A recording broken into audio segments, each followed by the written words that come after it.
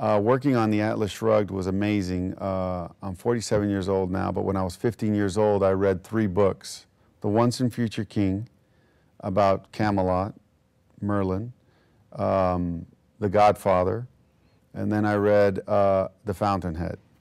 And that changed my life in terms of kind of getting some kind of guidance through books, not in the Godfather way, but in the Ayn Rand Fountainhead, which is about your integrity, following through, and making something worthwhile in an artistry kind of way. And the book is about 2 architects, one going that way and one going this way. And I like the one going this way, Rourke.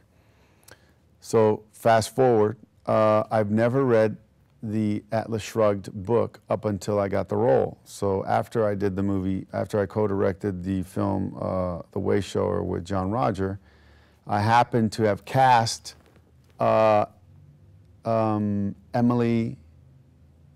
Yeskel. Sorry, I went into a brain freeze. Emily Yeskel, and her mother is Ronnie Yeskel. I remember Eric saying, hire Emily Yeskel, and I kept saying, all right. Whatever it was, I don't know what it is. I know that the mother is a big casting director. But nowhere have I ever thought that, you know, you do somebody a favor, you're going to get. I knew that a long time ago. You don't do somebody a favor, you don't do somebody a favor and expect something in show business. You should just do it, period. But anyway, I didn't want to do it either if the girl wasn't good. Emily shows up. I love her. She's perfect for the role of Elda, Delisle's, JR's true brother and true sister-in-law, Elda Hinkins.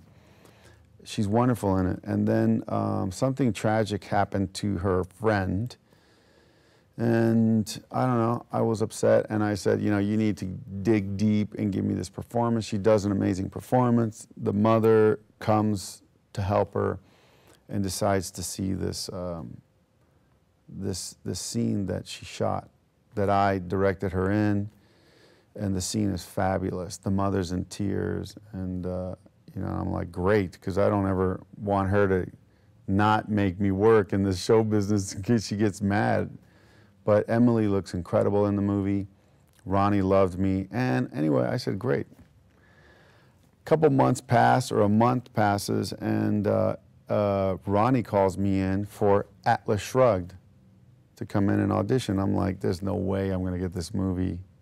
Angelina Jolie, Brad Pitt. I immediately made that guess, and I had no idea they had been considering those people. But I'm like, me in this role? Because usually now I'm not being cynical or kind of like demeaning myself, but there's people above me that get roles before I do. And those are Andy Garcia's, Isai Morales, and Antonio Banderas, all them guys. And anyway, I'm auditioning, and I just throw I meet Paul Johansson, the director, and I throw away the audition. And Paul's like, that was great. Did you read the script? I'm like, no, because I'm not going to get serious about anything. And then Paul says, read it. You have a call back. So I read the script, and I start reading the book, and then I'm like, oh, you know, wait, I should really take this serious, because I think I would love to get this role. I come in and I kill it. It's just like I slay it. I just feel like everything's working right. Ronnie's loving me. And I'm like, this is weird. This is reminds me of when I was doing We Were Soldiers. You know, when you're in your zone, you're going to get stuff. Anyway, I find out about, I don't know, a week later I got the role, and they're shooting a week after that. And I'm like, oh my God, I can't believe it. I better read the book. So I literally start getting the book on audio and the paperback. And so I'm doing the treadmill. I did the treadmill, I think, for 3 weeks, listening and driving. And then I would read, drive, listening. And I was like, oh my God, this role is huge. Anyway, then I was like, how should I play it? Ayn Rand, what did she mean? And then we went and did the whole thing. I went online. She's got great art. By the way, for people that are misunderstanding a lot about what she's about, just go and listen to her on YouTube. That's what I love about YouTube. She's got some great interviews with Mike Wallace and Phil Donahue. If you don't know anything about Ayn Rand, don't listen to anybody. Read the book, or in her own words, watch her on YouTube. Well, the political climate is such, and it was, you know, it probably was a smart move to PR it in the political climate that's now. I mean, elections coming up. I am a nonpartisan, non-political person right now. I'm an artist, and so I take the stance, and I like everybody. So I take the stance of, I'm proud to be in this movie. I think Ayn Rand and her books are personal to me. I take what she's said, along with John Roger, who's my spiritual teacher, and I put them together, and I come up with my own character, and I make up my own mind. And I think people out there in the world should do too. But what I don't like is how people are misinterpreting her teachings. Einstein split the atom. We bomb people. So what I'm saying is, Ayn Rand wrote the book. Now there's people beating people up with it, other people up with the material, just as there's Bible beaters, you know. I could take the Bible, it can be good for people, or I could just beat it over the head, beat you over the head with it about your morality and how bad you are. So I would just say, I'm staying away from all that. I would totally recommend people to go see the movie, because I've been to the screenings, I've been in the audience, and I love how people are reacting to the movie. And most of them are just diehard fans. I've had people come up to me, they've read the book 40 years ago and tell me, "You're the guy I imagined."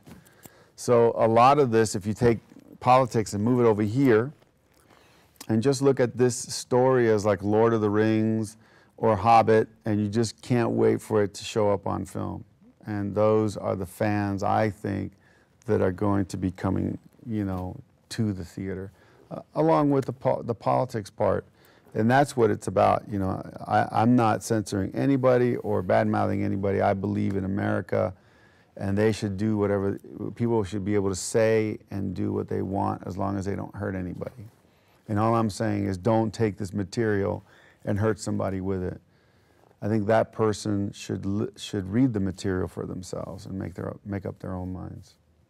No, well, Ayn Rand says that the Atlas Shrugged is a continuation of The Fountainhead, but no, they're different stories and different characters. I wish we could be doing the Fountainhead, a remake. So, yeah, and we did Atlas Shrugged Part 1, so I'm hoping that people out there continue to like the entire cast on Part 1, so we don't get thrown under the bus. They recast everybody like they do in most Hollywood movies.